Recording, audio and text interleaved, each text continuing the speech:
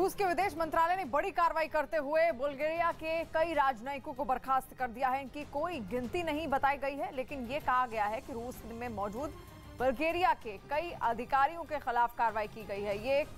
ये भी कहा गया है कि उन सभी अधिकारियों को रूस छोड़ने के लिए 72 घंटे का वक्त भी दिया गया है। ये जानकारी रूस के विदेश मंत्रालय ने बुल्गारिया के राजदूत को बुलाकर दी है। बुल्गारिया का रूस के रिश्तों में तनाव पिछले करीब 3 साल से चल रहा है।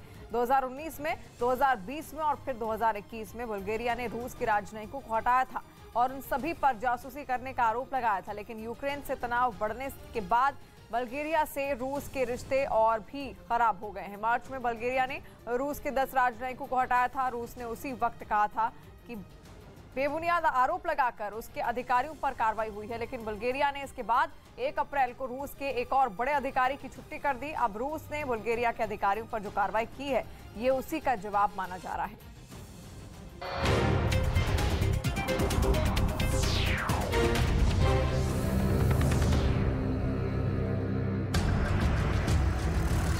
देश के खिलाफ कट्टर सोच वाली साजिश रची गई है। आज इसी पर होगी देश की सबसे बड़ी बहस। कहां व्यस्त है दिल्ली के मुख्यमंत्री, देश के गृह मंत्री, पुलिस कमिश्नर कि उन्हें इतना कुछ होता है दिल्ली के अंदर, खबर नहीं लगती है। आपने कहा कि वो पुष्पराज है, वो कोई पुष्पराज नहीं है। वो कह रहा है ऐसे ही गर्दनें काटूंगा मैं, पीस पीस करके काटूंगा, और हंसते हुए जा रहा है। बीजेपी कार्यकर्ता दंगा कराते हैं, मैं दावे से कह सकता हूँ। नारे अचानक नहीं लगे, वो झंडे मस्जिद पर अचानक नहीं फहराए गए। लेकिन मेरा बड़ा सवाल है और मेरा कंक्लूजन निष्कर्ष इस डिबेट में नहीं निकल सकता, पत्थर कहां से आए? वो पत्थर कहां से आए? पेट्रोल बम कहां से आए?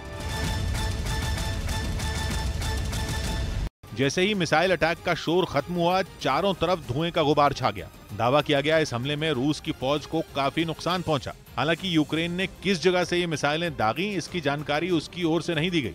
वहीं यूक्रेन ने एक वीडियो जारी कर दावा किया कि उसने रूस के एक टैंक पर मिसाइल हमला कर खलबली मचा दी, जिसके बाद रूसी सैनिक जान बचाकर भागते नजर आए। क्योंकि वो जिस टैंक में थे उसे यूक्रेन की सेना ने निशाने पर ले लिया। इसके बाद जैसे ही लॉन्चर से मिसाइल छूटी, वो हवा की रफ्तार से जाकर सीधे टारगेट पर लगी, जिससे वहां जोरदार धमाका हुआ। ड्रोन से बनाए एक दूसरे वीडियो में इसके आगे का मंजर दिखाया गया, जिसमें ध्वस्त हुए रूसी टैंक के ऊपर धुएं का गुबार नजर आया। साथ ही उसमें मौजूद सैनिक जान बचाकर वहां से भागते दिखाई दिए। इस बीच यूक्रेन ने रूस के हेलीकॉप्टर को भी मार गिराया, जिसके मलबे के साथ उसके जवानों ने एक वीडियो भी जारी किया, जिसमें एक हेलीकॉप्टर पूरी तरह से बर्बाद नजर आया। दावा किया गया कि यह रूस का मी-8 हेलीकॉप्टर था, जिसे यूक्रेन की सेना ने हवाई हमला कर मलबे में तब्दील कर दिया।